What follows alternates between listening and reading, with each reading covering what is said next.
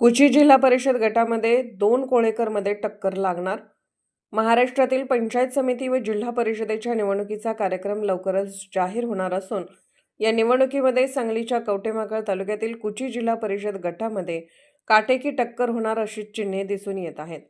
कुची जिल्हा परिषद गटामध्ये आरक्षण पडल्यामुळे खुल्या गटातून असणाऱ्या अनेक इच्छुकांच्या स्वप्नांवर पाणी पडले आहे. तर या कुची जिल्हा परिषद गटातून आतापर्यंत फक्त 2 इच्छुक उमेदवारांनी निवडणूक लढवण्याची इच्छा व्यक्त केली असली तरी अजूनही या भागातील चित्र स्पष्ट झालेले नाही. आरेवाडी ग्रामपंचायतीचे सरपंच रमेश कोळेकर व नांगोळे येथील दादासो कोळेकर यांच्यामध्येच राजकीय टक्कर लागणार सध्या तरी असेच दिसून येत आहे.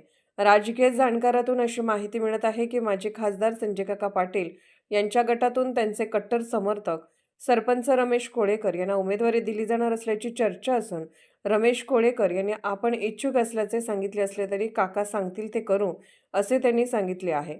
तर राष्ट्रवादी शरद पवार गटाकडून नांगोळे गावाचं ग्रामपंचायतीच्या माध्यमातून विकास केलेले दादासो कोळेकर यांना या गटातून जिल्हा परिषदेची कुची गटातून उमेदवारी फिक्स झाल्याचे बोलले जात आहे. पाहूया येणाऱ्या काळात उमेदवारीची माळ कोणाच्या गळ्यात पडते, कोणाला नारळ मिळतो. महाराष्ट्र वेद न्यूजसाठी मुख्य संपादक लक्ष्मण सनगर, कवठेमहांकाळ.